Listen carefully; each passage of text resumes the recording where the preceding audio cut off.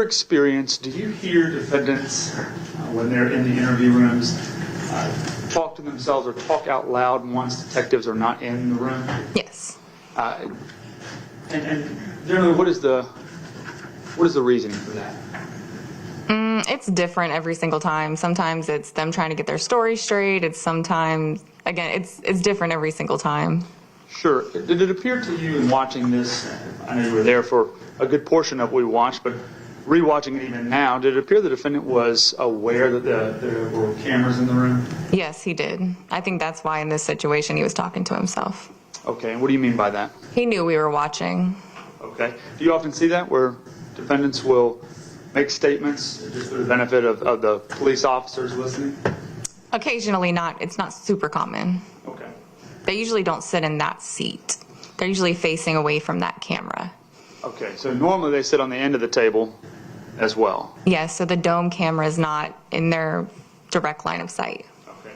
Now, there is another camera in there, another angle to all of this, but that camera face which way?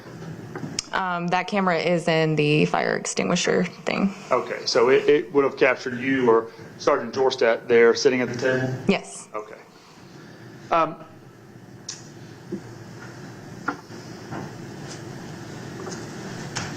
So the defendant said he's going to find out who did this there at the end. Let me ask you, as the lead detective, I know we're going to talk about a lot of other investigation that you did, but in the end, after doing all the investigation in the case, did you ever find anyone whom you believed to be associated with killing Susana Morales other than the defendant?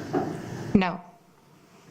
Any other suspects whatsoever that you thought, or that you found evidence of that were responsible in any way? No. There was I'm going to go over a few questions, if I can, with you about the interview.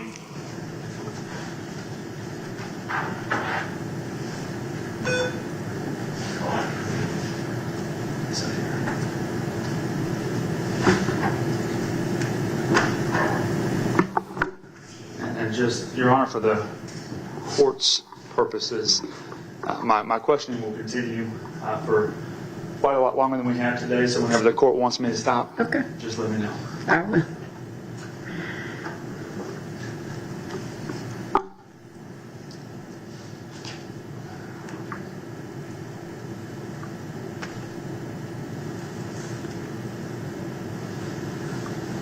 All right.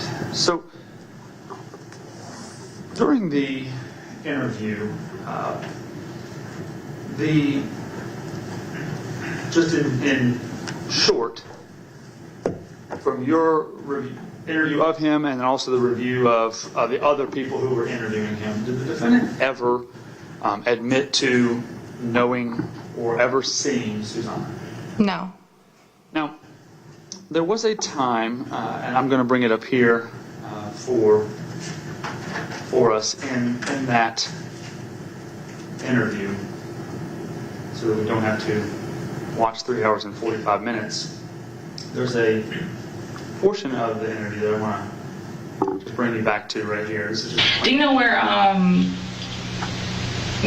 Susana didn't live in your complex, but do you know kind of where she lived? From what I've seen, she lived nearby. Like where? I have no clue. They said she was walking home, and I don't know. They said she lived nearby, so I guess it'd be in the area. I don't think she lived in that apartment complex though. Do you recall that portion of the interview? I do. And from there, did the defendant say anything that interested you about his response to whether he knew where Susana lived? Yes. Go ahead and tell us what that was. He started to say she said twice. So And then quickly corrected himself. to what? What did he correct himself to? They said. So when he... Do you know where? I have no clue. They said she was walking home, and I don't know. They said she lived nearby, so I guess it. What was that? Why was that of interest to you? Because to me, it pointed out that he spoke to her. Okay. Despite his claims that he had not. Correct. Or ever even seen her. Correct. When you interviewed him, did he identify his phone numbers for you? He did. And I know that was towards the beginning when you first walked in, but the phone numbers that he gave you, Did both of those phone numbers match the two cell phones that we watched you take from him at this time? Yes. What did you do with those phones? Once you took them, I think you gave them to Sergeant Jorstad, but what happened to those phones? I obtained search warrants for them, and they were transported to the computer forensics lab, which is just downstairs in the at Gwinnett County Police Headquarters. What was the purpose of that? For a forensic download to be conducted on them, so all of the data that's on there to be downloaded and placed into Celebrate, a program that makes it readable for us. At some point, did you receive copies of those and review them? I did. Okay, and we'll get to those in a moment. I wanted to ask you, at the very beginning, when you talked to the defendant, what was his statements about, at the beginning of that night, why he had left the apartment and where he had gone? He said that him and his girlfriend had been fighting. Okay. And were there comments that you were talking about him going and watching her? Yes. Or explain that to the jury. He said that he had cameras in his apartment, and since she had previously cheated on him, he would leave and go watch the cameras when she believed that he was gone, to see if she was talking to somebody or something of the sort. So he would leave the apartment and then spy on Synovia from somewhere else through the cameras that were in the house? Yes. Those cameras, were you part of the group that searched his apartment? Yes. Did y'all find cameras in his apartment? Yes. Now, the cameras, were those mounted on the walls and in the corners where they were visible? Some were. All right, what do you mean by that? There were also hidden cameras that appeared to be covered in clothing. That just you wouldn't have known they were there unless you were going through the stuff. Okay. Were those where they could still capture images in the apartment? Yes. They appear to be intentionally hidden? Yes. Okay.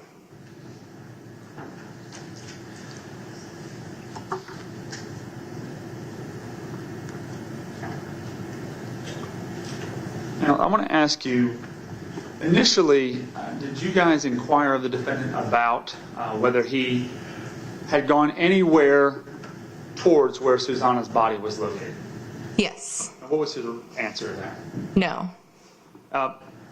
And did that story throughout the interview change at all? Yes, it did. What was described for us? What happened? He realized and he said, oh, this is going to look bad, and said that he had actually driven up towards the area of 316 and parked on the side of the road.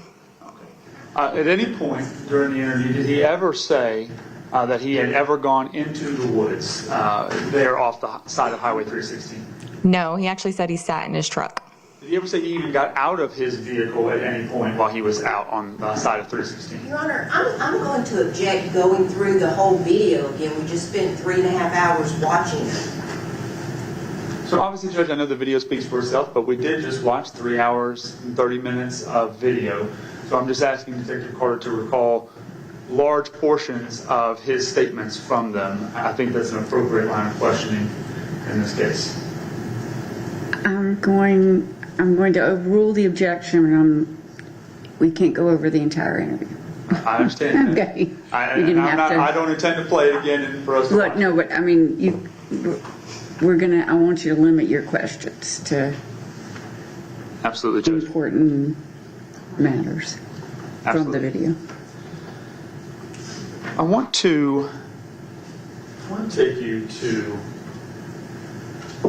what I marked as State's Exhibit number 37.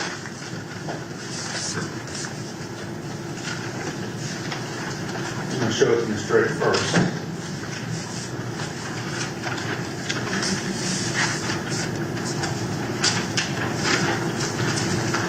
Now, Bruce, witness. Thank you. Do you recognize State's Exhibit number 37? Yes. And what is it? It is a copy of Miles Bryant's county phone records. The phone records from the City of Doraville issued phone? Yes, city phone records, sorry. All right. And specifically, what does this, let me ask before we get there, does it appear to be a true and accurate copy of his call log from his city issued phone? Yes. Judge, I'm going to admit State's Exhibit number 37. No objection. State's Exhibit 37 is admitted without objection. All right, may I publish it, Your Honor? Yes.